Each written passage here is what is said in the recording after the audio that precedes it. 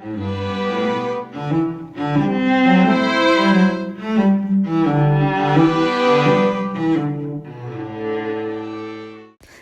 Wednesday, everybody, and happy Thanksgiving. Just a quick reminder before we get started with our book, Winnie the Pooh's Thanksgiving. Because of the holiday, there will not be a book on Friday. So again, we are going to end this week with our book today, which is Winnie the Pooh's Thanksgiving. Winnie the Pooh's Thanksgiving. Copyright 1995 by Disney Press. "But where can he be?" said Rabbit in his most frustrated I really want to know voice. It was the question that was in the mind of everyone standing at Winnie the Pooh's front door. The thoroughly frazzled Rabbit once again rapped loudly on the door, which continued to stand unopened no matter how vigorously he applied his knuckles. Tigger was sitting back on his tail with his face flattened against the glass of Pooh's window. "There's nothing moving in there," he informed the others. "That doesn't mean a great deal," rumbled Eeyore from where he was seated on a nearby patch of grass. "Not moving is one of the things Pooh Bear does best, next to snoring. And eating honey," added little Roo excitedly. "Isn't that right, Mom?" "Yes, dear," said Kinga, as she smiled down at him and gently straightened his ear with her hand. "Why would Pooh ask us here if he were somewhere else?" whistled Gopher, scratching his head. Piglet stood wringing his little small hands worriedly. "Oh dear," he sighed. "I do hope he's all right." "Now let's not jump to conclusions," Kinga spoke up gently, and Tigger wondered why ever not, because jumping was something he thoroughly enjoyed. But he supposed conclusions must be a little like Rabbit. They're not particularly pleased when people jump at them. "If I remember correctly," said Kinga, "Pooh Bear simply asked us to meet him. He didn't mention where." "Very nice of him, too," remarked Eeyore.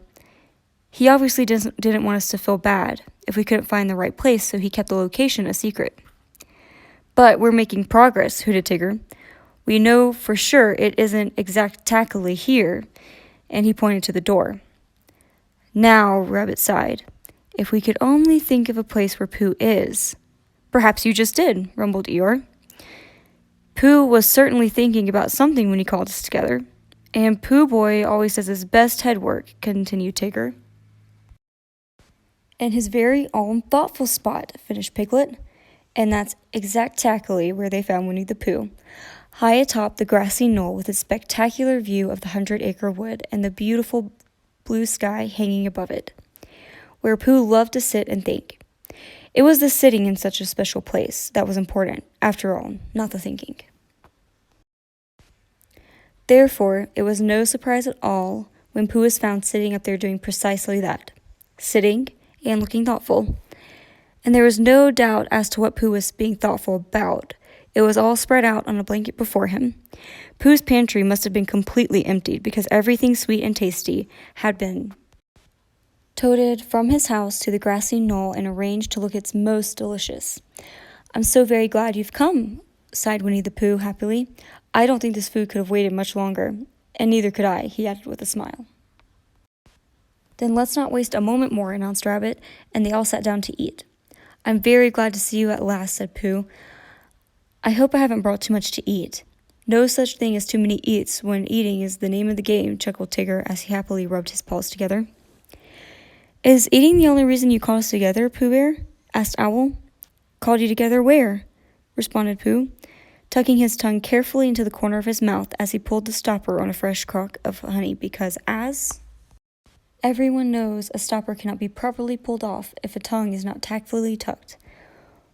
"Why, called us here, Pooh Bear," squeaked Roo. "Did I do that?" said Pooh, so surprised by the idea that he waited an extra second or two before pouring an extra large dollop of honey into his mouth. "You certainly did," answered Gopher, "and what we want to know is why you did it." "Not that it wasn't an excellent idea, Pooh Bear dear," Kanga said gently. "Well," murmured Pooh in a thoughtful sort of voice as he gently tugged on an ear with his honey smear. "Paul, it must have begun this morning when I sat down for breakfast." Pooh explained how he was suddenly very much aware of how special a breakfast could be, like so very many other things: sunsets and birthdays, surprises and nap times, hugs and extra dessert, A breakfast was more than just today. It wasn't always there when a bear needed it, sort of thing. You mean you are grateful, Pooh? Asked Piglet in a quiet voice when his friend had finished. Why, yes, Piglet, smiled Pooh. That's exactly it.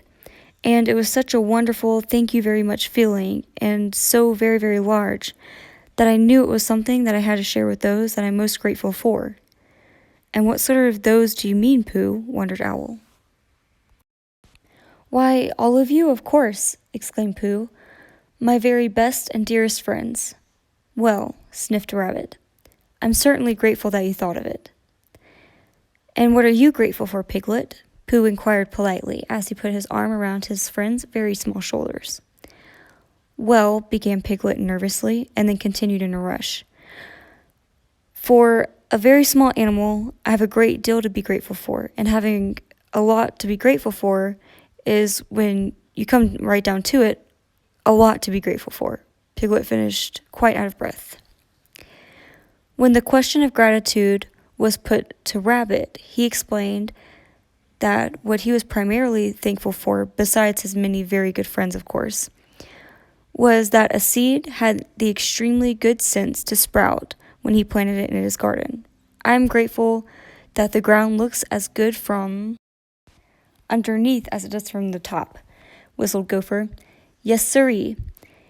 Tigger expressed his gratitude that downing through the air was just as splendiferous as upping. The item for which I am indeed most thankful, announced Owl in his most dignified voice, is that I always remember in the nick of time to land on my feet and not on my face. I am grateful for just for the chance of being grateful, rumbled Eeyore, if that's all right with everyone, that is. Everyone agreed that it was indeed quite all right with them. Kanga and Little Roo said they were grateful for each other at exactly the same time. And at that very moment, Christopher Robin arrived, quite out of breath, and said, I'm terribly sorry to be late, Pooh Bear. What exactly are we all doing up here? We're having a feast and telling each other what we're grateful for, said Pooh. Then Pooh surveyed the blanket and realized that there wasn't a single smackerel of anything left to eat. You missed the feast part, I'm afraid, he told Christopher Robin sadly. That's all right, laughed Christopher Robin. I can still do the other. Then he stood up straight and began to speak in a very grown-up voice.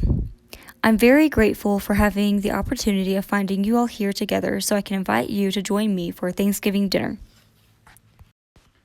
Thanksgiving dinner, exclaimed everyone all at once. What's that? Well, you already know the most important part, laughed Christopher Robin.